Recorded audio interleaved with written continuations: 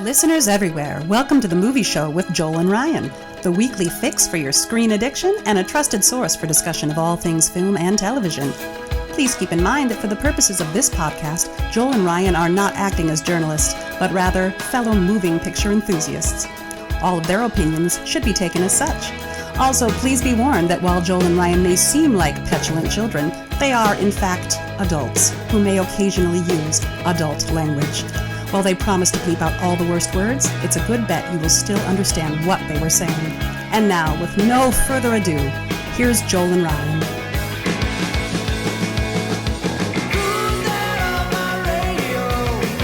All right, Happy New Year to all of you. Happy New Year! Did you hear our wonderful greetings to you in this new year? Did everyone hear that? Happy New Year! We were talking over the music there a little bit. Yeah, want to Happy make sure. New Year, everybody. Happy New Year. Happy Enjoy New writing Year. 19 on all of your correspondence. If you still write checks, good luck with that. So welcome to the Movie Show with Joel and Ryan. I am Joel. And I'm Ryan. That's right. And we hope you all had a wonderful holiday season. We missed you. We did. We missed talking into microphones and going directly into your ear holes. Mm-hmm. And I know the question that everyone has been asking these few weeks is, has Ryan forgiven me for not putting How the Grinch Stole Christmas on our holiday specials list? Are you asking me I that? am. Has Ryan forgiven me? I kept. There's this from nothing him. to forgive, my friend. There it is. Oh, we're starting the new year off right, is what that is. That feels good. It is. We're all healed and resolute. We are. We are indeed. So we have a huge show coming up. We decided that the way we wanted to start this new year actually is to look back at 2018 and actually learn the lessons of 2018. Yeah. And as we move forward into 2019, we wanted to make sure that we talked a lot about some films that we had seen, but we wanted to make sure that we took a step back, looked at everything, got a big picture view of what is going on in the cinematic landscape, and then next time we will move on. First, before we jump right in, I do want to remind everybody, you can always reach out to us. Please give us some love on social media at Ask Joel and Ryan on Twitter and Instagram, The Movie Show with Joel and Ryan page on Facebook. Please, if you listen to us on iTunes, review us, give us some stars. We like stars. All the stars. Yep, Spotify, and you can always just email us, Podbean, of course, and email us directly at askjoelandryan@gmail.com. So, Yes. let us start our huge year by looking at what others thought were the cream of the crop, actually, of 2017. If you haven't been listening, whatever. If you've been listening, you're going to be rewarded by kind of knowing some of this. Okay. I watched tons of movies at the end of the year. The reasons for that are long and convoluted. We're not going to go into them right now. But those movies are on basically the home video and on-demand cycle.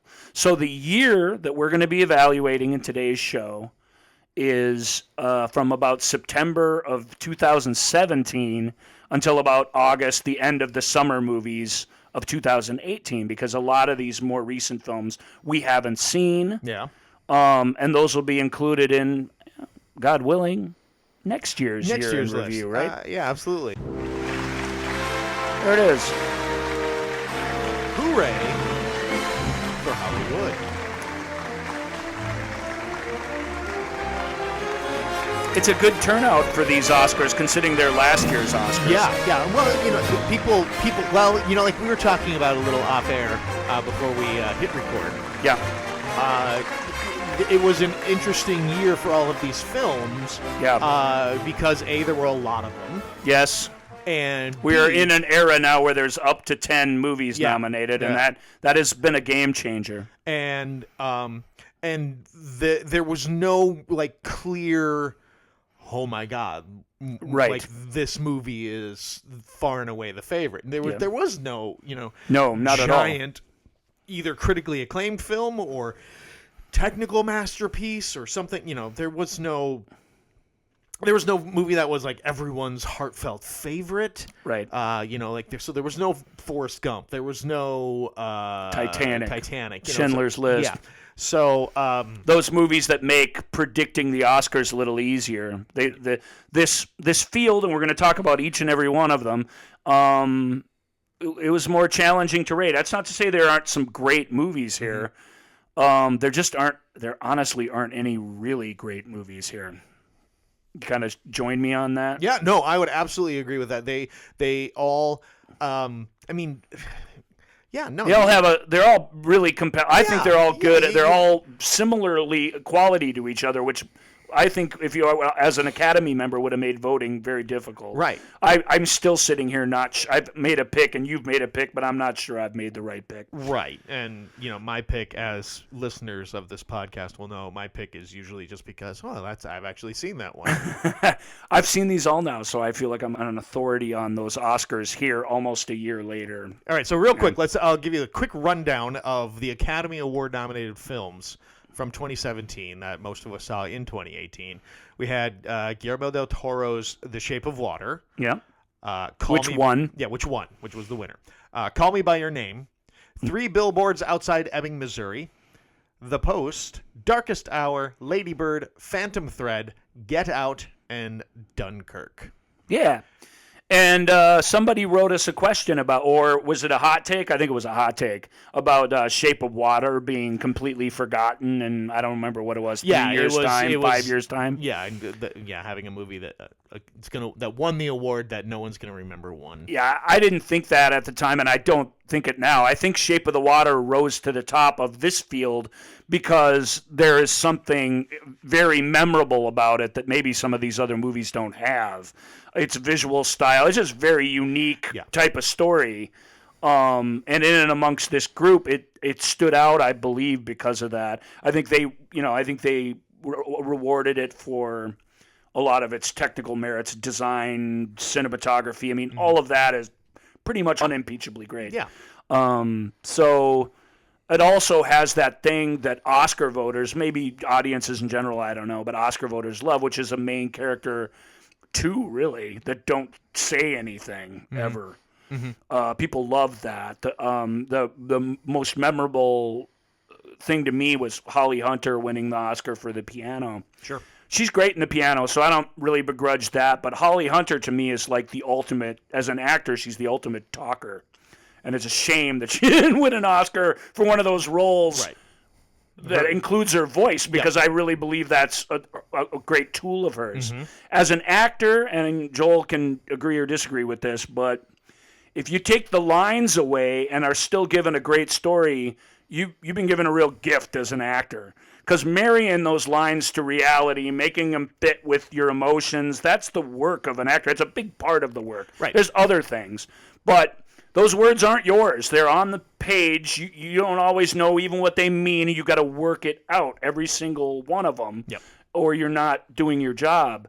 You take the words away, and it's just the emotional moment when we just have to do that visually and just have to react to the stuff around you. I don't want to say it's easy, but it's just a different skill. It is. It's the work that Holly Hunter does in The Piano, the work that oh my God. Yeah, we're gonna forget a lot of names. I love starting sentences and because realizing I have no idea fair. what people We're gonna forget a lot of names in this show, and we're gonna mispronounce even more. So just be ready for that as we go.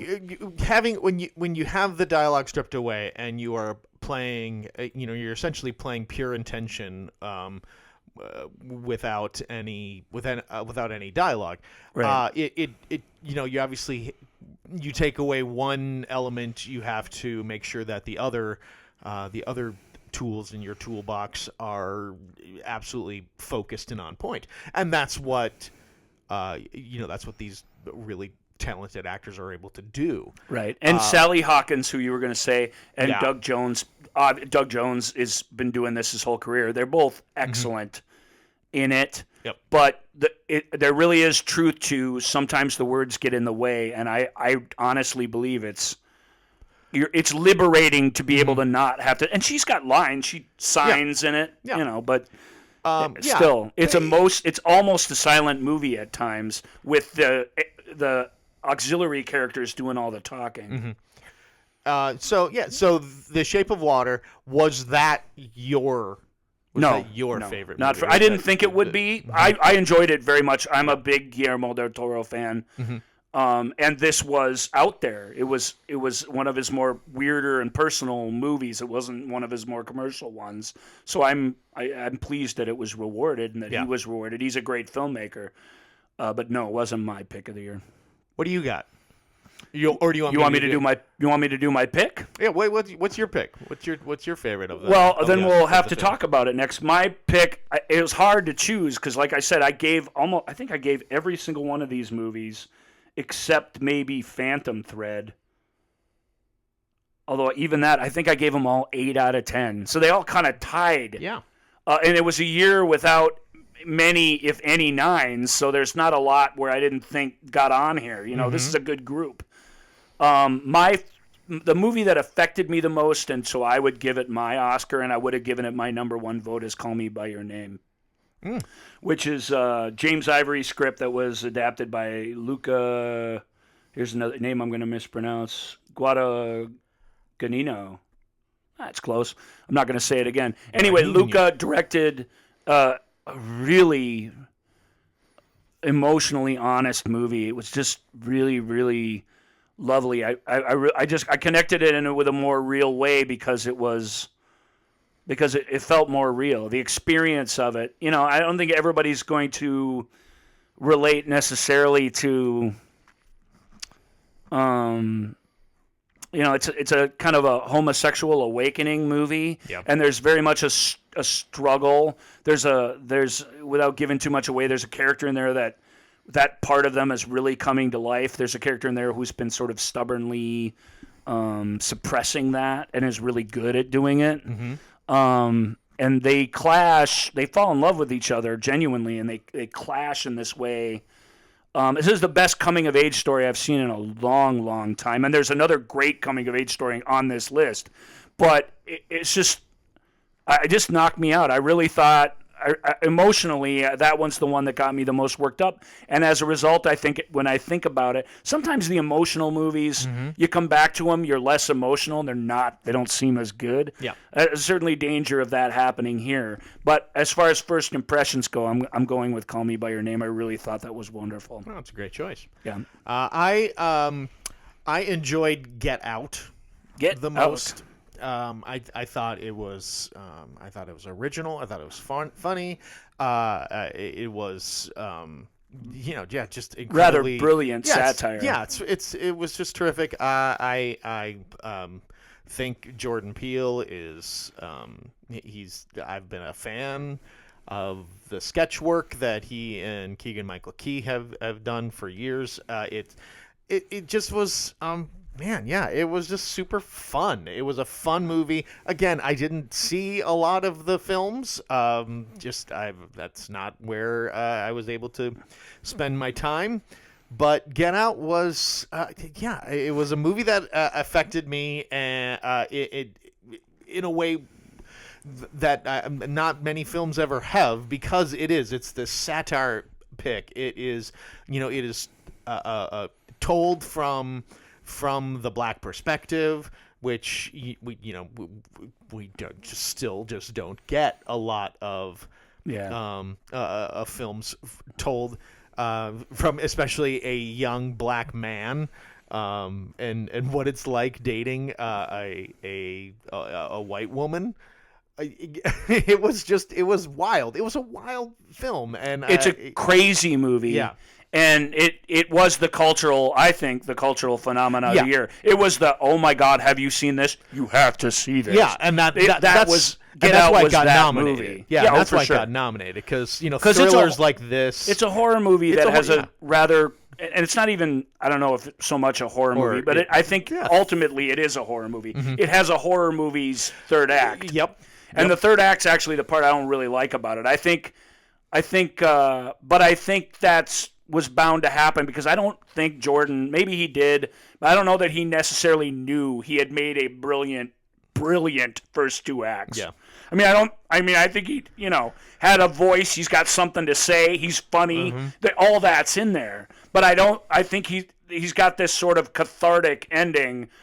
And I think it undoes a lot of the sort of pure genius and a lot of the way you're confronted with stuff earlier in the movie. So that's my criticism of it. But Get Out's more than really what it's the sum of its little artistic parts. Yeah. It penetrated the culture in a way that is really important, and for a piece of popular entertainment to do that is really exciting. Absolutely. So I think that's a good choice. Yeah. 3 Billboards Outside Ebbing, Missouri. That was a lot of people who love the Oscars. That was their pick. Yeah.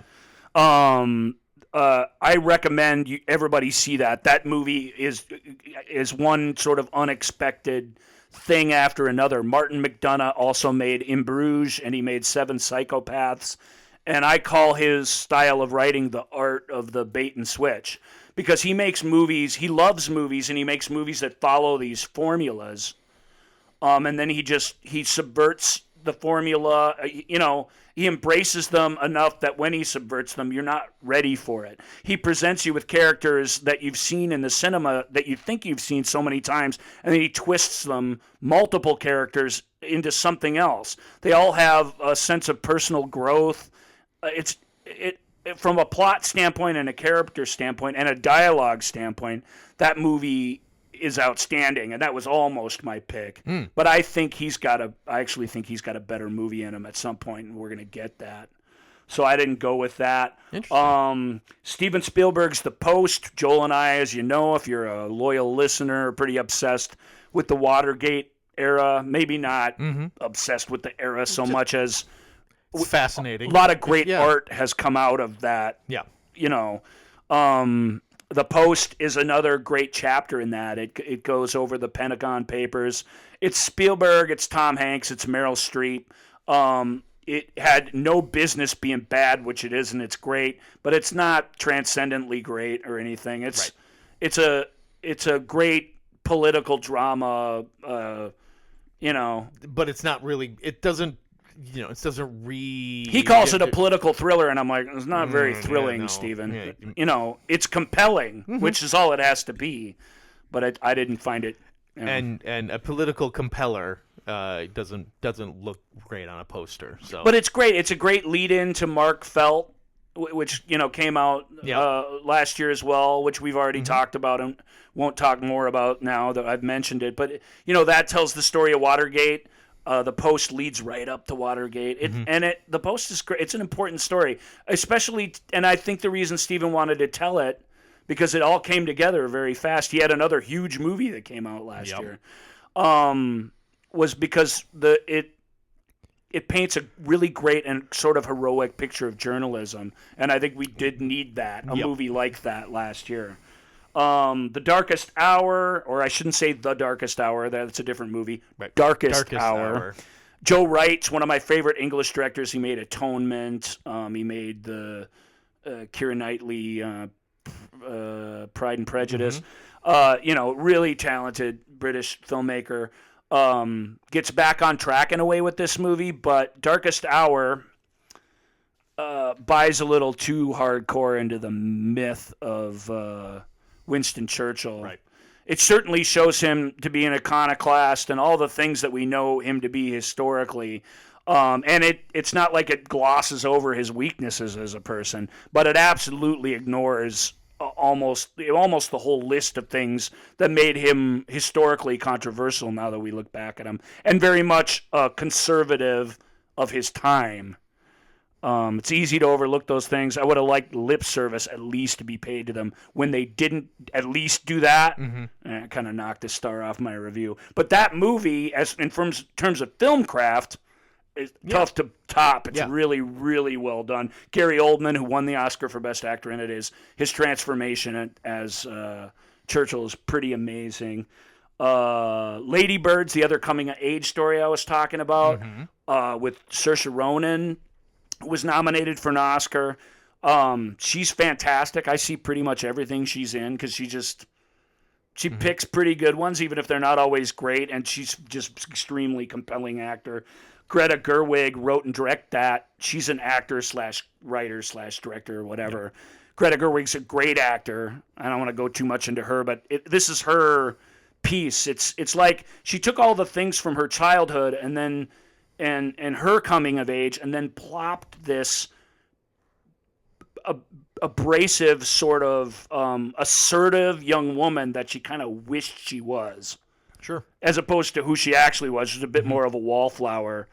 And so it has that energy. It has the energy of a fantasy with all the sort of truth of a world and development that the character knows really well. If you haven't seen Lady Bird, you should. It's awesome. And my brain. Allison Janney, is that what she won for? No, she won for I, Tonya. That's what I was like, oh. I, Tonya, it's coming, guys. We're on a marathon here. Phantom Thread, supposedly Daniel Day-Lewis's last film, Paul Thomas Anderson's latest. I like Paul Thomas Anderson, but I watch all of Terrence Malick's movies too.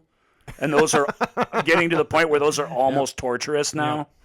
Like, I don't know how many minutes of disembodied voiceovers with people running their hands through billowing fabric you can watch, but there's hours and hours of it in Terrence Malick's last 3 movies. Yeah, you'll find out if you watch Paul Thomas Anderson's not Malick. There's not voiceovers, thank God. And, his characters are very sharp. I really liked The Master, which he did recently, and that's a difficult movie, too.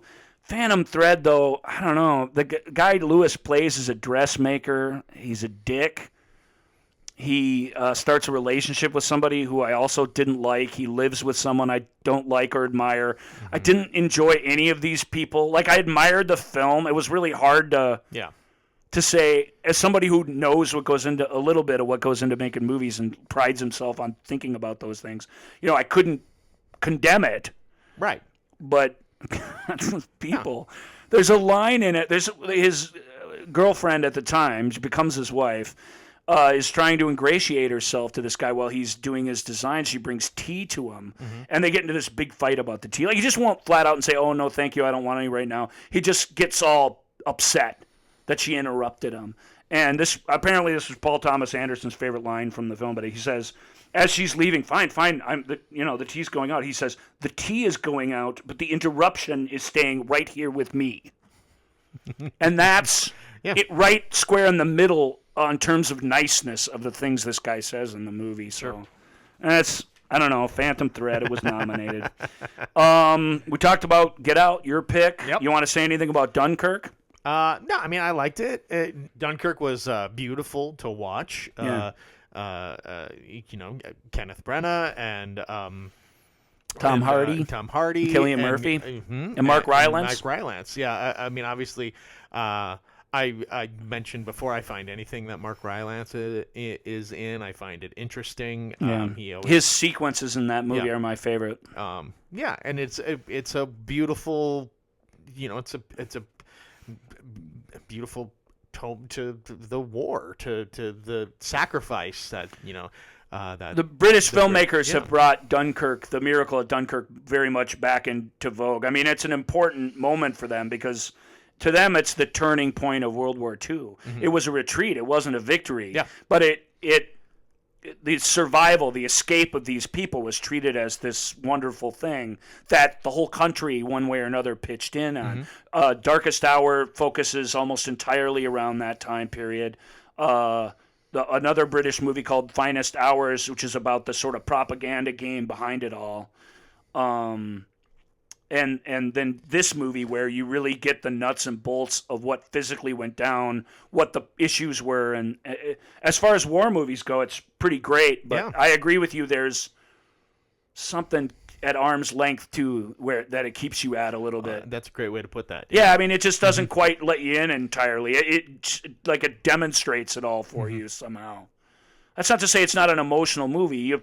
feel kind of like you're in the water and in the boat, but there's not a central character. It's very much an ensemble thing. It doesn't go in chronological order, so decoding what's happening when it can be fun. It'll be fun on repeat viewings, but it's a bit of a challenge the first time you watch it.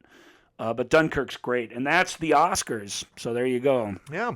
All right. Disagree with us? You know where to reach us. Agree with us? Give us some stars. Yeah. So other Oscar-related films that should be part of this discussion. Well, they were nominated for this or that, or they were in the running, whatever. And they certainly played a big part in the awards landscape. I also gave Disaster Artist an 8. I was really impressed with that film. Yeah. I mean, I really was. Disaster Artist about this crazy filmmaker who made what a lot of people consider is one of the worst films ever. Like on a Ed Wood level of great for being bad. Yeah. I think a critic, I'm going to paraphrase him, but his description of this movie was, it's the story of people who failed so badly that they ultimately succeeded. And it's filmed with so much heart. These guys, their drive to get this thing done was so exciting. And this dude that James Franco's telling the story of, this filmmaker, he's such an incredible, unique guy. You get it from watching the movie within the movie, which is out there, and you can watch that. That'll enhance your viewing of Disaster Artist. But even if you don't watch that, you watch Disaster Artist, he really captured what it must have been like. Yeah. Franco won the Globe for Best Actor in a Comedy. There's no comedy award, but he ran into a snag with some bad publicity from earlier in his life around that time, and kind of was ignored at the Oscars, which I think was heartbreaking for him. It's certainly his best work by far that he's ever done. As a filmmaker, no question, but as an actor too. He captures this guy just perfectly, and yet not in a way that you feel like you're watching a parody. You really feel like he's come to life in front of you, which is very cool. I think that's an important take on that. This isn't a parody of that. Right. It is a story of... It's a drama of a ridiculous, farcical story. When you ask, when you're watching the movie, and oh my God, what's the movie called that they make? The Room. The Room, yeah. When you're watching... Not Room, but The Room. The Room. Yeah. When you're watching it, you ask, how did this get made? How did they possibly... It was made by just the sheer will of the people who wanted to do it. They believed wholeheartedly, and then you get James Franco and you get Seth Rogen and them, and they absolutely fully believe in retelling this, in telling this story. Yeah, there's a whole army of people who are... the earnestness with which this story is told. I think of celebrities and actors, I think it's Adam Scott's probably The Room's biggest booster. He believes if you haven't seen that, you haven't truly lived. And there's a lot of sort of people like that contributed to the film. I was delighted with Disaster Artist. I really liked it.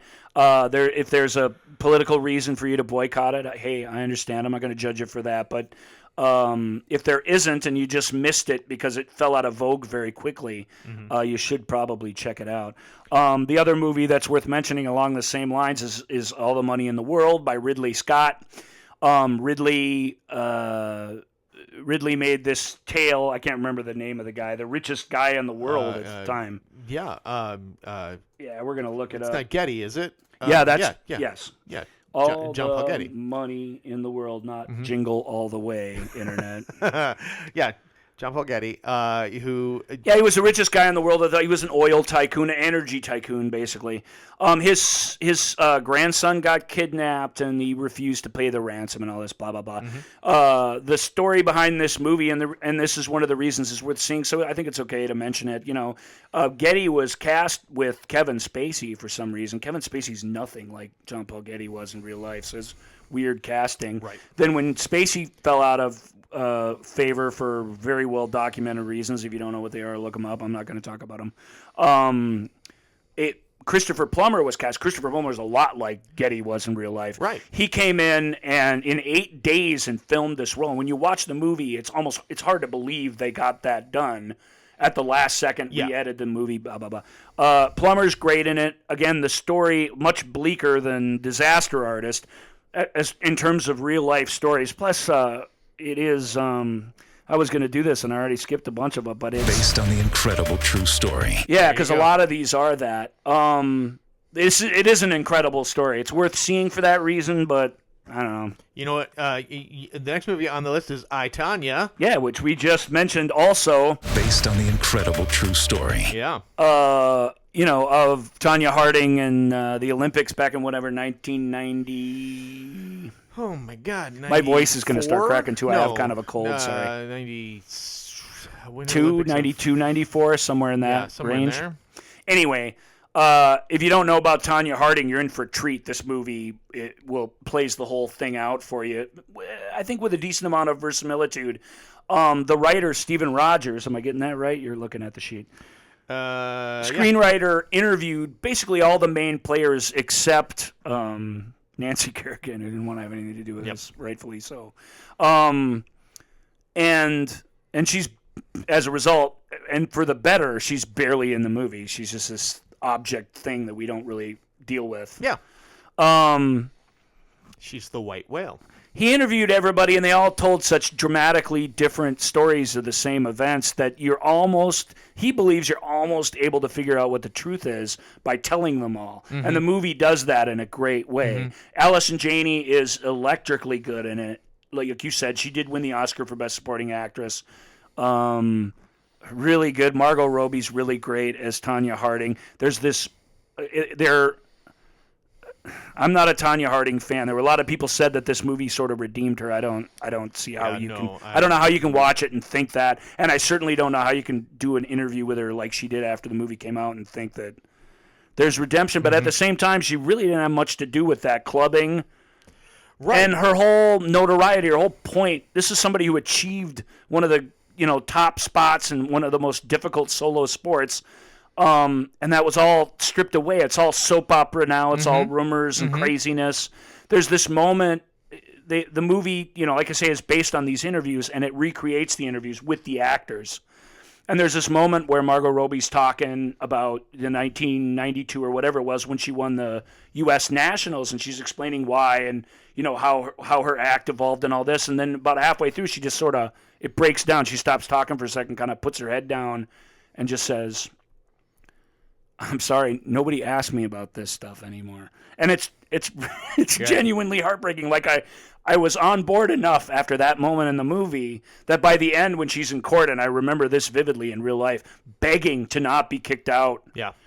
Begging to be sent to prison so that she wouldn't be kicked out of the U.S. Skating Association. Yeah.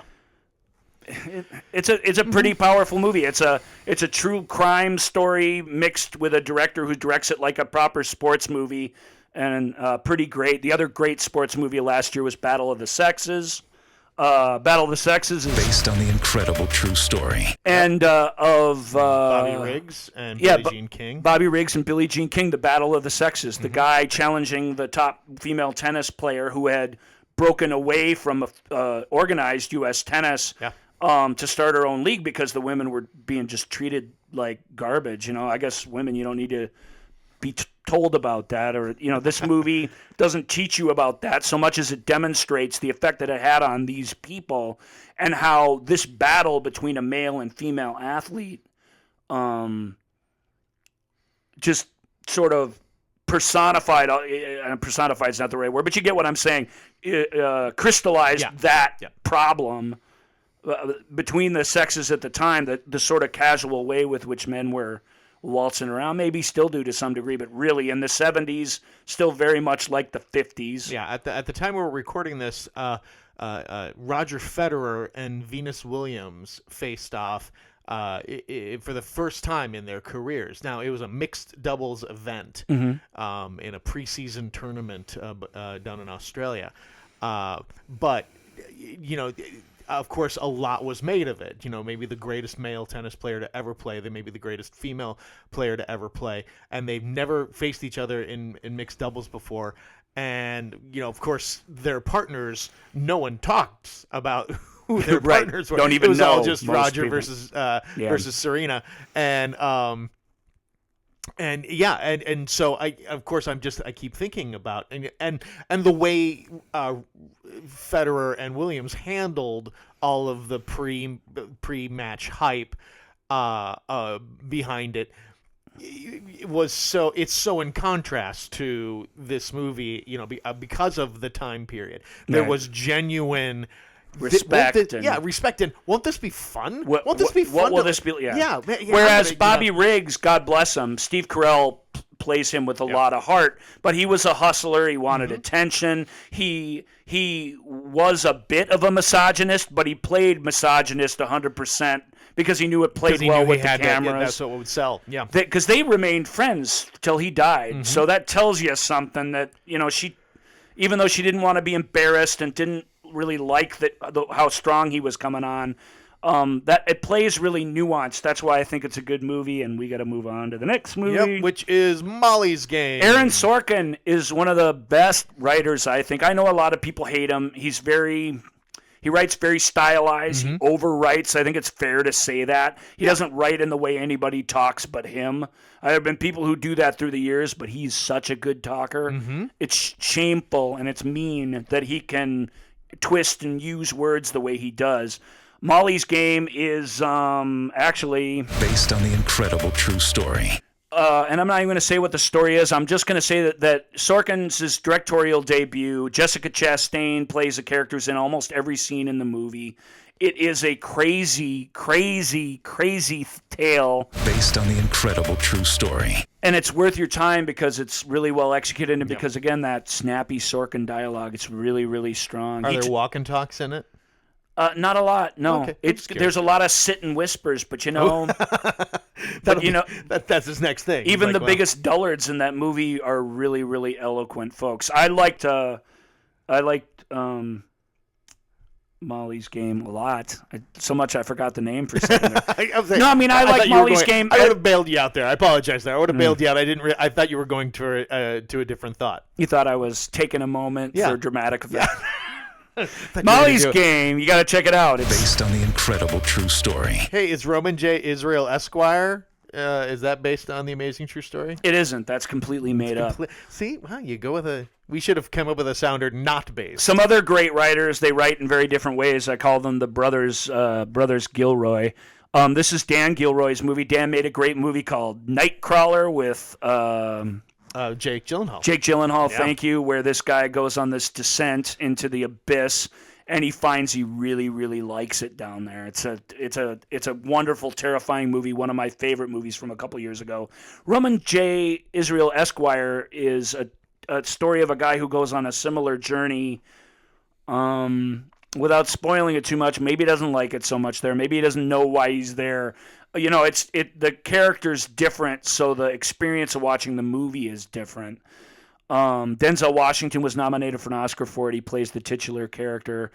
It's worth checking out. I thought it was a really strong movie, and that's why I put it with this group. But we're not going to talk anymore about that one. So excellent. So that's our kind of our recap of the awards award season, and we're already running out of time. And we're less than halfway through our list. It is now. We're gonna try to really start to fire through these. Hopefully that'll be fun and not disorienting and confusing. Yeah. So we got the next thing we have coming up are blockbusters that a lot of people consider were failures, but to Ryan and I, we thought they were actually quite good. Yeah, and that starts out with all the way back more than a year ago, to me anyway, Blade Runner 2049, which I thought was one of the strongest movies of the year, certainly one of the smarter, along with Arrival. It was made by the same guy.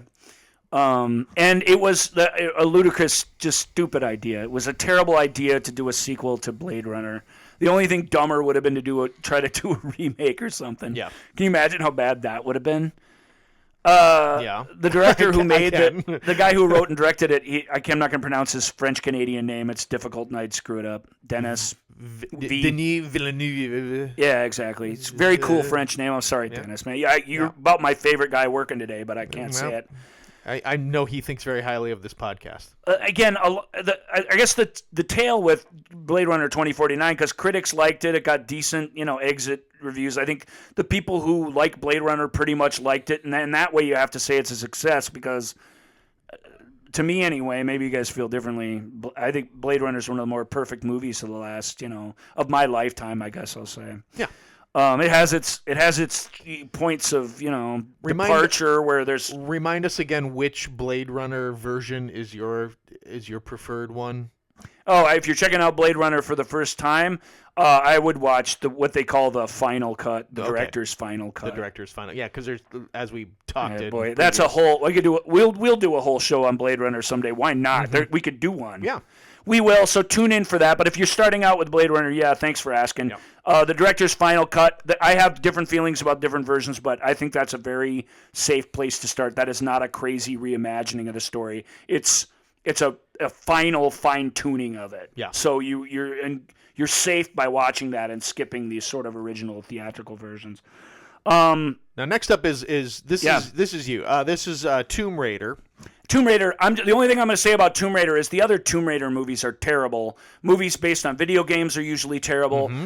Tomb Raider. This is obviously an origin story that's not going to get any sequels. It just didn't make enough money. It was a studio trying to keep a franchise alive that nobody really wanted more movies of.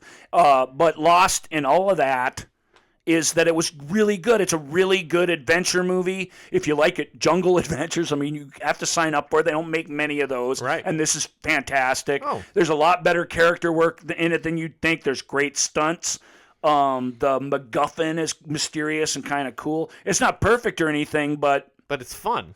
It's a shame that all that gunk around it sort of hid the fact, and then it came out and not many people saw it, so nobody really cared. It's a shame that it got lost, that they, somebody tried to make another Tomb Raider movie, and comparatively to anything we've had before, it nailed it. Oh, cool. So I'll give it a watch. Yeah, I have not seen it for those very reasons that you pointed out. I mean, maybe I'm wrong. I think you'll like it. It's smarter than you think. It's like there's a lot, like I say, a lot more believable character development than you think. And the Tomb Raider stuff that you'd want is there in spades, so that I don't think there's any reason not to watch it. There you go. Now we'll move on to a Star Wars story. A Star Wars story. This one, of course, is a Star Wars story. I was tying in Rogue One, a Star Wars story. This is Solo, a Star Wars story. We're going to get a lot of these. Anyway, hey, I'll just say, we're not going to over spend too much time on Solo either, because that's, again, with all the news and, like you say, minutia about that, it's kind of its own topic, its own segment, its own show even. Poor Star Wars. I mean, poor Solo got really, other than all the sort of behind-the-scenes problems that it went through, which I think it survived quite nicely, those. I mean, the product on screen's pretty good. Yeah. Maybe not great, but really pretty good movie. Yeah. It was enjoyable. I think it suffered as a backlash to Last Jedi. I think a lot of fanboys, armies of them, were really disheartened by that film. Yeah. And I think this movie suffered because of it, because I don't think there's any reason it should have. It's also like Blade Runner 2049. It's not. Are you really going to do a, back in time Star Wars Han Solo origin story? Yeah. But given that that's what it is, and that they did make it, I think it's pretty outstanding. It's got a lot of great stuff that you come to Star Wars movies for. So, yes. If you're avoiding that because of weird reasons that don't really relate to it, check it out. That movie's a lot of fun. It was a lot of fun. Here. It's it goes back to another planned trilogy that will only have one chapter. Yeah, too. It went. This harkens back to a question. I don't remember if this was a hot take or if this was a buy or sell. Are there too many Star Wars movies? No. It was the going back to these origin stories where we get we find out the origins of every tiny little thing. Yeah, and it's like, and there was some chunks for some. This movie has some of that fan service in it, but it's mostly just more adventures with a younger Solo. Sure. And if they're going to make more Indiana Jones movies, those will have to be that as well. So you just have to buy into moments, it. There were moments watching Solo where I was just like, okay, yeah, it's clever. Yeah, good, right. Good for you. Pat yourself on the back. But there are back. moments where it takes you away. Yeah. That being said, it's very fun. Yeah. Ready Player One is the next movie on our list. Ready Steven Player One, I Spielberg's other thought, big film. from a filmmaking standpoint, was the best event movie of last year by a lot. I didn't exactly love it because it should be for me, but it's not quite exactly for me. Mm-hmm. but it's an extremely complicated story with extremely interesting characters. It's a totally different concept than you're used to. It doesn't have any superheroes in it. Doesn't have any spaceships in it, really. It's its own thing, and it's a really interesting story, and it's not considered a failure. It did okay financially, but I thought for how good it was, we kind of forgot about it pretty quick. And we forgot about it because hardcore book nerds didn't like the changes. And the author of the novel worked on the script. Absolutely, he did, and that was a big deal for me as someone who absolutely loves the book. It's one of those books that I give it a yearly read, and I have a blast every time I read it. Yeah. It's so much fun as a child of our generation.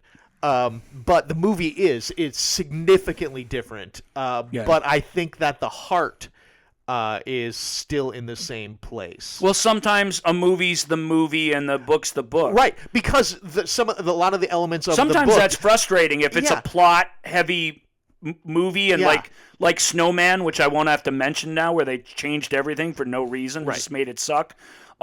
This movie, it's a high concept movie. It's not really the plot; it's the ideas. Yeah, and those are all there. Yeah, and a lot of the big sequences in the book play fantastic in the book, but honestly, I don't know that they would be all that compelling on screen. And obviously, you have to have. I mean, this is a visual medium, films, and so it's a visual medium, and you need to have pretty much interpersonal conflict going at all times to drive your film. Which the book, everybody's great. They're all working as a team. They're all pals. There's not enough kind of give or take between people. Yeah. People rip on the Lord of the Rings movies for that too, because people argue where people normally would get along. But watching people get along for 2 hours is not. So I'm one. I think that was one of the things that played against Ready Player One. Yeah. But we both loved that, didn't we? Yeah, I thoroughly enjoyed it. I was a day one watcher of that movie, and I left there feeling, man, that was really different, but a lot of fun. Nice. All right, let's spaz through these next four. All right, blockbusters that actually lived up to the considerable hype. I don't know that we need to go into too much of these. No, we don't. Black Panther. Yeah, fantastic. We all agreed that's pretty good. That's the night. Box office champ of the year. Yeah, just watched it again. Yeah. Avengers: Infinity War. Right, it's kind of more like the Avengers TV series. It's not artistically impressive, but if you want to know how great Avengers Infinity War is, just go to IMDb page, go down to the spoiler area, and somebody's done a breakdown of screen time from most to least of all the main characters in it, and you'll see what they were juggling when they made that movie. It's insane. The fact that it works at all is a miracle, and the fact that it works great, we got to tip our hat to the Russo brothers. Absolutely. For that. Mission Good Impossible job. Fallout. Mission Impossible from humble beginnings, a pretty crappy initial movie, and a terrible sequel that John Woo directed. Yeah. Just the slow motion hair alone in that movie is enough to make you puke. Sorry. I was having a drink of water. Sorry. Since the third chapter, Mission Impossible movies have been the safest bet in Hollywood. Yeah. We, the public, have never forgiven Tom Cruise for jumping on Oprah's couch, but when he shows up in those, he's dynamite in them. The stunts in them are unbelievable. Yeah. The plots are bizarre and weird, but it doesn't matter. They drive along a great espionage tales with just amazing action sequence, and they're just everything you could want from a movie. That movie's no exceptions, as good as any of them. And we'll quick head back to Marvel with Ant-Man and the Wasp. Yeah, with expectations so low as Ant-Man and the Wasp, how could they not exceed them? And they did. Right, and it answered the question of where was Ant-Man during Infinity War. It did. And which was a big question for some folks. Yeah. Well, yeah, for nerds. I even asked the question on the show, so I can't pretend like I didn't care. There you go. Whatever. Okay, so moving on, we have sequels that have something to offer despite not being as good as the originals, which of course most sequels are not. Deadpool 2, with expectations that high, they probably couldn't have made a better Deadpool movie, but they made a pretty good one. Yeah. I'm not a Ryan Reynolds fan. I would almost say I hated him, but I can't really hate him anymore. He sort of found the perfect role for him. He's a champion of it in, I think, a really cool way. Yeah. So here's to more Deadpool movies. They're very cool and very fun. That sequel was It'll good. be curious to see how if once everything does come back under the same umbrella, how things like X-Men and Deadpool and stuff are brought into if that ever happens. I don't think Yeah. Fox is going to give up. Well, maybe. You never know. Yeah, you never know. As these things cost more and more money. Yeah, and Disney owns Fox now, and that was part of the reason why. Yep, Pacific Rim Uprising. Hey, did you guys like Pacific Rim? I didn't. But No. if you liked it, why do you hate Pacific Rim 2? Wake up, people. Yeah, It's fine. Yeah, it's fine. It's Pacific just Rim, more of the same. How good did you think a Pacific Rim sequel would be? I just don't understand. I don't. Pacific. If you really hate Pacific Rim 2, then I would argue you really liked Pacific Rim 1 too much. That's fair. Equalizer 2, Antoine And Fuqua. I really liked that first Equalizer movie, even though it didn't quite capture the Equalizer to me. I liked Denzel. I liked the inventiveness of the character, and I liked the sort of reluctance to get involved that he has. But when he gets involved, he kind of does the right thing all the time.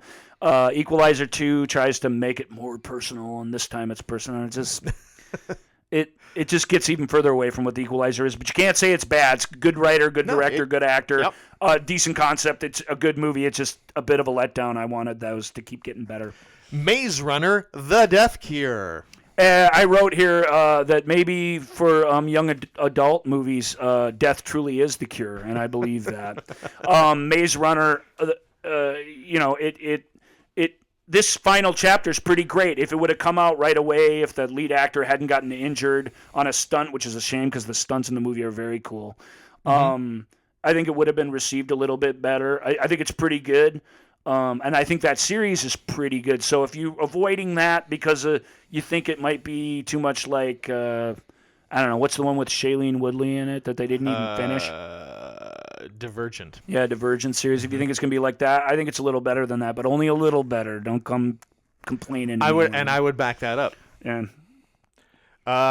So now we have Blockbusters. I like this title. This was my favorite of Ryan's titles that he came up with. Blockbusters for people on the monsters side. Yeah, and we don't have any time to talk about these. Jurassic World Fallen Kingdom. Yeah. Yep. Thor Ragnarok. We're going to talk about the Jurassic World movies. Thor Ragnarok will be part of that conversation. I have to organize my thoughts, though. I don't want to be negative in our year for review. The Meg. Yeah, it's just terrible. I mean, this is like what I was complaining about earlier. Rampage, like that. Yeah. Awful. The Greatest Showman. The Greatest Showman. Here's what I wrote about Greatest Showman. And for this sums it up. Joel, if you have something to add, please jump in. I wrote, circuses are cruel. P.T. Barnum probably wasn't pro interracial relationships, and freak shows aren't empowering. So to me, that whole movie and everything that happens in it is ridiculous. Correct. And stupid. And I thought the songs were kind of cool, but they were all anthem-y and kind of same-ish, and I got tired of them as it went. Yep. Well, yeah. Oh, the songs. Okay. I thought they were all right, but taken one at a time, but they're just the same kind of song. They all sound the same. Yeah. They all have lyrics that are, what I like to say is those lyrics are they're pencil wide and thimble deep. they just, there's nothing there. This was a movie, the idea of, we're going to use, sort of popular music structure to tell this story. Sure, but again, you have Jenny Lind, who was supposedly the greatest soprano ever, and you give her big song and she's belting and stays mostly in the alto range. These Pasek and Paul, who have given the world Dear Evan Hansen and A Christmas Story and Dogfight, some musicals, especially beloved by, and this again, I fully acknowledge this may be a generational thing because I know the younger actors that absolutely live and breathe this stuff, but my God, just come up with something different. It just, oh man, no, this was I wanted to, I couldn't decide. I couldn't decide, did I want to stab myself in the eyes or stab myself in the ears? It proves that really eye candy and ear candy, which it's full of both, nonstop, is eventually torture. Now, and I've already said historically, just Well, yeah, preposterous. yeah. I mean, If you really think about anything you see in that movie, you'll realize, geez, this is later in life, I was reading P.T. Barnum did indeed. He was very much an abolitionist, but again, he got his entire start owning a woman and saying that she was 161 years old and she was George Washington's nanny. Good gravy. Okay, Netflix makes movies too. Ballad of Buster Scruggs is a Western for people who really like Black Mirror. There you go. Mowgli, The Legend of the Jungle. That's the next Jungle Book where all of the great facial work that was done on the Planet of the Apes movies looks really ridiculous on like bears and wolves. It doesn't work the same somehow. I don't know. It's not a bad movie. They say it's a darker version of the Jungle Book, but I have to say I found Disney's I can't call it live action, but I found Disney's Jungle Book pretty dark for what it was. Sure. I don't know. It's hard to endorse that. I guess that's just a meh. A movie that I mentioned in a previous episode, Outlaw King. Yeah, I'll just say we've talked about that, so I won't say anything about it. I'll just say that apparently that started out as a 3-hour cut.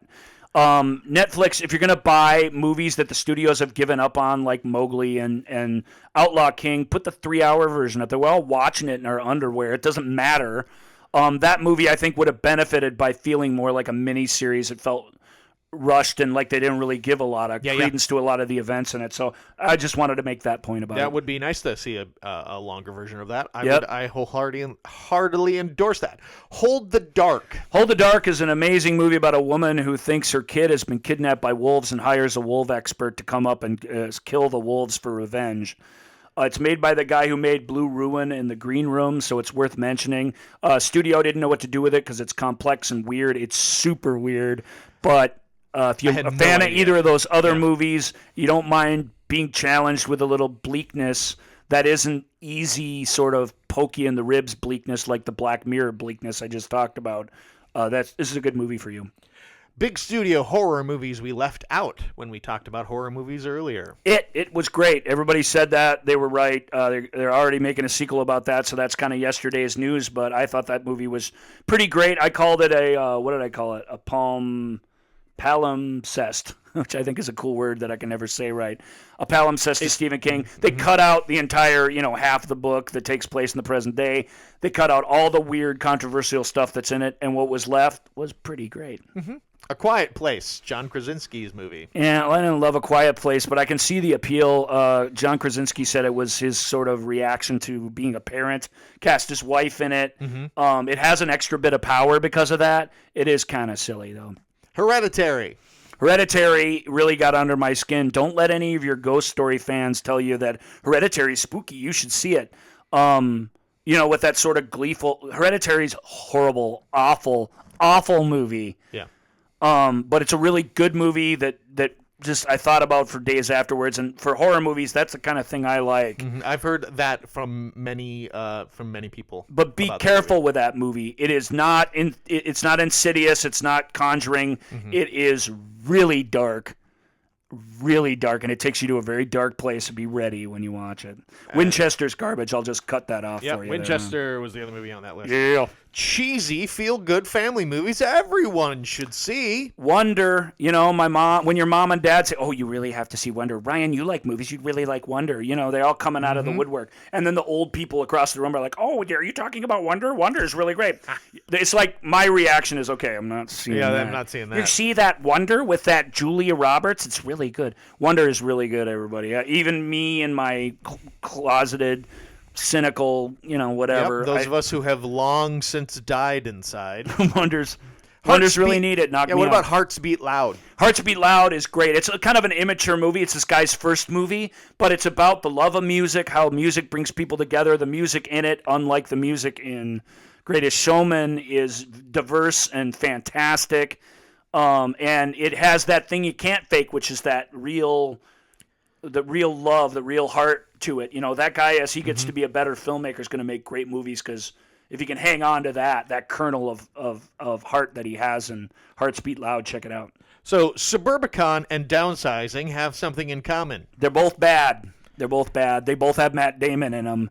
But they both tried really hard to be good. Suburbicon's based on the Coen brothers script. Matt Damon, gave it his best shots. Very bleak movie. I talked about their bleak-ass Western. This is no exception. Yep. Really dark film. George Clooney tried to add all this profundity in it, which completely fails. Clooney's probably not the best person to adapt the Coen brothers. Downsizing's the complete opposite. Really wants to give you a moving thing where people come together in this weird sort of high concept world. That guy's a great filmmaker. This is his biggest budget movie, and it's not good. It's too bad, but I just want to say to both of those films, there's interesting stuff in both of them if they're your kind of movie. I like to champion things that are getting trampled on. I just thought I'd give that one a shout out. So, hey, listeners, do you like Pooh? And, of course, I mean Pooh Bear. Pooh Bear. There are 2 Christopher Robin films in a year's time. Can you guys believe that? 2 Christopher Robin films. Yeah, weird. I know this happens, always. There's always 2 of this all of a sudden. Sure, like, but what? to have 2 to have 2 Winnie the Pooh type Goodbye stories. Christopher Robin is a British movie. These are both kind of British movies. It's a British movie that tells the story of A.A. Milne, the creation of Winnie the Pooh, especially the young Christopher Robin Milne, and his reaction to it. And then it's a really good autobiographical thing. It really A.A. Milne, I think, gets a really fair shake in it. Their relationship was very tumultuous. I think the reasons why are there. I think there's sort of a happy ending that the movie doesn't earn and that probably didn't take place in real life. So there's a bit of fantasy in it. Yeah. Enough for it to take kind of the bleakness out of it. Because if you love Winnie the Pooh, and who doesn't, one of the greatest children's stories ever told. Absolutely. It's hard to watch a movie in a way that deconstructs it and shows you how much of a painful thing it was for somebody very close to it. So if you don't like the idea of that, if you're, say, somebody who likes to share a memory of a meme that you shared 3 years ago that you didn't write, the movie for you would not be Goodbye Christopher Robin. It would be Christopher Robin with Ewan McGregor. That movie is entirely fantasy. It's made by the guy who made Finding Neverland, which I love, but it isn't Finding Neverland. It's more like Hook. And Hook was... if it was palatable at all, it was because this is all about made-up people. Christopher Robin Milne was a real person, and everything about him is ignored for fan service purposes in Christopher Robin. And it taken on its own merits, it's kind of a delightful fantasy. You get the characters you want to spend more time with, Pooh and Eeyore and the gang. But I had a tough time with it because it's autobiographically, it's worse than Greatest Showman, frankly, and that's about as inaccurate a movie as you'll ever see. So if you're still listening to us, a little bit of fun trivia because as a reward for listening for this hour, Ryan and I both were in a production of Winnie the Pooh in college. That's right. Were we? Yes. Was I? No, I was not. I stage managed that show. You stage managed? I thought you were Rabbit. No. I did one children's show and I stage managed and AD'd the rest of them because I never wanted to get up in those stupid costumes like at 10 o'clock on a Wednesday ever again. So I never did another one. And I saw you. So I guess I was in Charlotte's Web. Yeah, I saw you in Charlotte's Web. I played the gander. And then I played Eeyore. That Winnie the Pooh, as far as stage management gigs, was about the toughest one I ever did. I can imagine. Aladdin, too, was hard, actually. Aladdin featuring... Matter of fact, I might be thinking of Aladdin. Aladdin was brutal. Aladdin was very tough. Yeah. I got to have a sword fight, though, with my now wife. Anyway, moving on. Yeah. So we talked about A.A. Milne, the author A.A. Milne. We're going to move on to the author Agatha Christie. And I'll admit, I didn't know there were 2. There were. Murder on the Orient Express. Obviously, most of you guys knew about that, the Kenneth Branagh film. And the other one was Crooked House, which has Glenn Close and a bunch of other great actors in it. I don't like Agatha Christie. I knew both of those stories and how they ended, and I enjoyed both of them. Wow. And I think that's as good as... I didn't love either of them, but I enjoyed both of them, and I think that's as big an endorsement as I could give to those sorts of things. Crooked House is the one you haven't heard of. If you liked Murder on the Orient Express and want more, the world gave you another movie that's just as good that same year with a lot less of a profile. Anything else from the rest of this giant list that Ryan has of movies that Ryan has specifically seen? All right, you guys ready?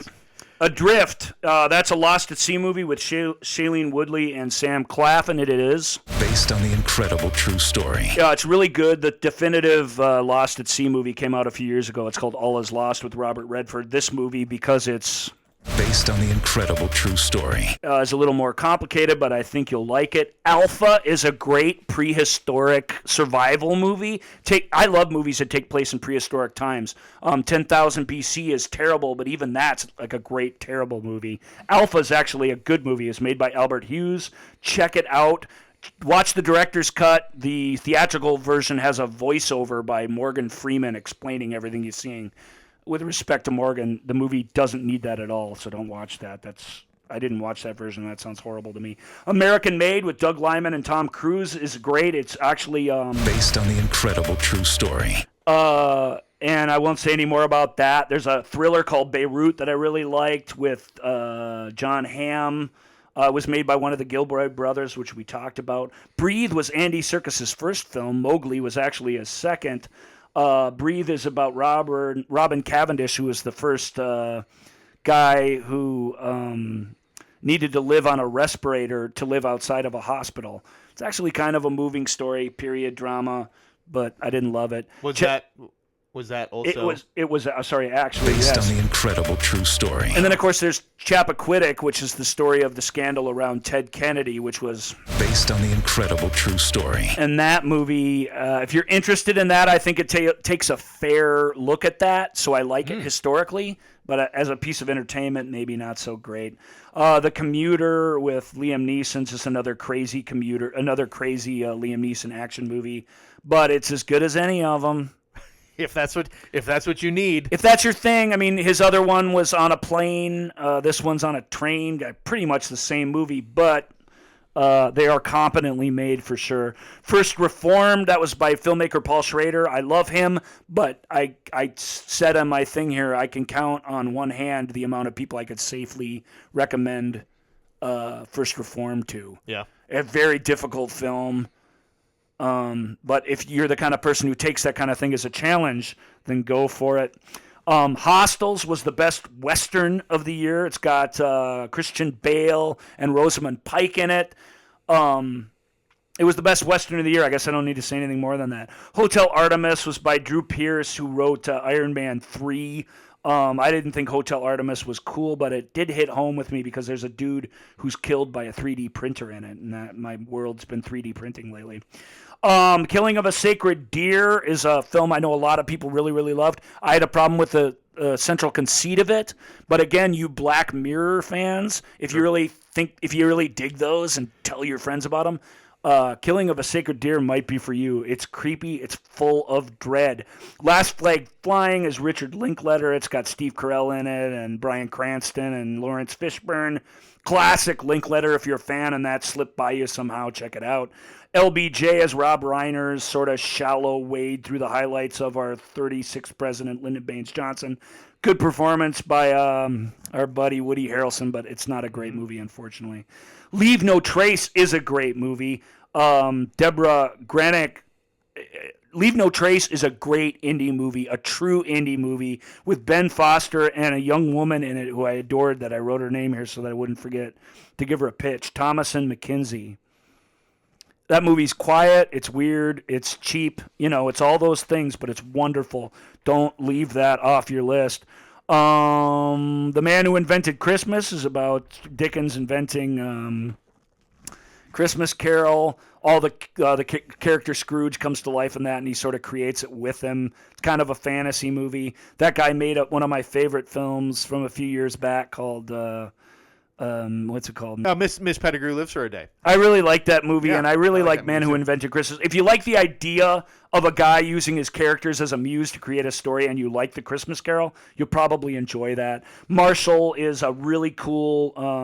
It's not a biography, thankfully, but it is Based on the incredible true story. of a case that Thurgood Marshall tried and it's got great roles for Chadwick Boseman as the title character and Josh Gad. Mary Shelley, which is Based on the incredible true story. is another great story of creation. Very much the opposite of Man Who Invented Christmas. It's very grounded in reality. Mary Shelley is the story of Mary Shelley creating Frankenstein. If I thought I knew that story, if this movie's felt more real than the story I knew, I feel like maybe it is, but I can't say that it is. But if you're interested in that, please check out Mary Shelley. It was a really good movie. Elle Fanning plays Mary Shelley in that, and she's great. The Mountain Between Us is a survival movie with Idris Elba and Kate Winslet. They learn how not to get eaten by wolves. Mm-hmm. They learn about love. Yeah. In that order, I said. Correct. Yeah. And there's a dog. And there is a dog, and everybody likes that. And there's a plane crash. It's spectacular, but I didn't love Mountain Between Us. I thought it was okay. Only the Brave's about forest firefighters. If you're really into that and sort of waving the flag and the firefighters are our hero, I'll tell you, forest firefighters only going to become more important in the coming years, sadly. This is a cool story about a real group of them. It's Based on the incredible true story. And there's a movie called Operation Finale that Chris Weitz made. It is Based on the incredible true story. of agents that tracked down Adolf Eichmann when he was hiding in Argentina well after World War II. That's a pretty cool movie. They remade Papillon, the old Steve McQueen and Dustin Hoffman film that was Based on the incredible true story. it's surprisingly good for a remake. If you liked Papillon, great. If you didn't see Papillon and you feel guilty about watching a remake of it, you shouldn't. They really did a good job with that. Charlie Hunnam and Remy Malek, who's very hot right now, they star in that, and they do a pretty good job. A Prayer Before Dawn, which is Based on the incredible true story. is a boxing movie that takes place in a prison, or a prison movie that includes boxing. There you go. I think you should watch it, A Prayer Before Dawn, and tell me which you think it is. I think that might be a fun conversation for us to have sometime. Professor Marston and the Wonder Woman, which is Based on the incredible true story. is about William Moulton Marston, who created an important part of the polygraph machine. He was big into polygamy and had a kind of amazing polygamous relationship. And he created the character Wonder Woman, and we all love Wonder Woman, but don't see that movie because you're into Wonder Woman. See it because you're into polygamy. It's really more, it's more about that. Red Sparrow, Jennifer Lawrence goes to horror school and outspies them all. That's my Indeed, closed she does. capsule review of that. That's pretty accurate. That movie's hardcore. I was shocked Yep. by how much I'm a Puritan, so the sex and violence in that film actually took me aback. But when it's over, you kind of go, Yeah. It might ring a little more true in terms of espionage, Cold War espionage. Sure. Especially if a woman's involved. She really gets put through the ringer in that movie, and she comes out a boss, but she really gets put through a ringer. Thank You for Your Service is Based on the incredible true story. I almost hate to play that clip for Thank You for Your Service, because the great thing about it is it examines these soldiers that came back, and it takes a really real look at PTSD. As a result, the movie is great, but maybe not super entertaining. I mean, I almost hate to say that, but I admired it more than I enjoyed it. Sometimes I watch a lot of movies, and sometimes I'm grateful, though, for having watched that. The last movie on my list, thank God, everybody, thank you, it's over. Wrinkle in Time. Yep. Wrinkle in Time had a huge budget, had big stars, had a hot filmmaker, had a source material that everybody loves. It hadn't been adapted really on a big scale, and it was still really awful. Yeah.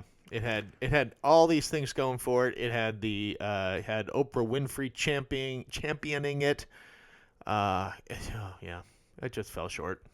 It just isn't good. I mean, I don't know what to say. It's a bummer to end on this note, folks, Wrinkle in Time, but I was excited to see that. It does have a certain earnestness to it, I guess, so it's hard to hate it. Yeah. But it's really tough to enjoy because it's just kind of flat and not good.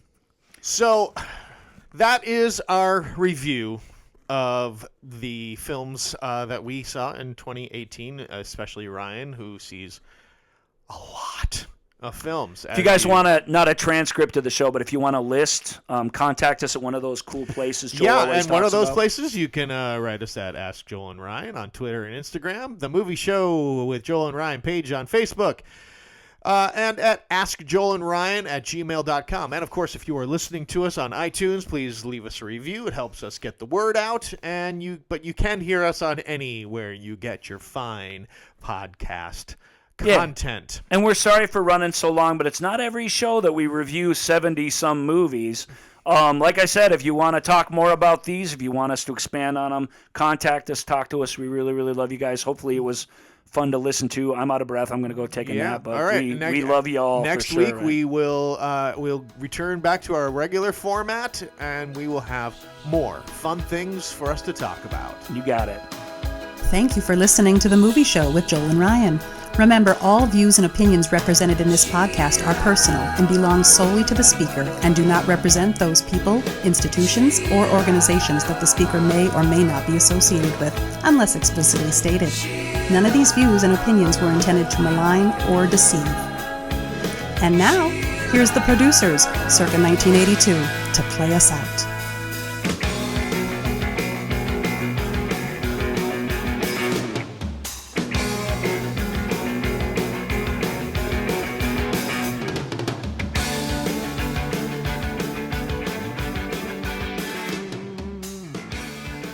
Hey, I've done things, okay? My podcast has 2 subscribers. Only one. I'm sorry, sweetheart. I unsubscribed.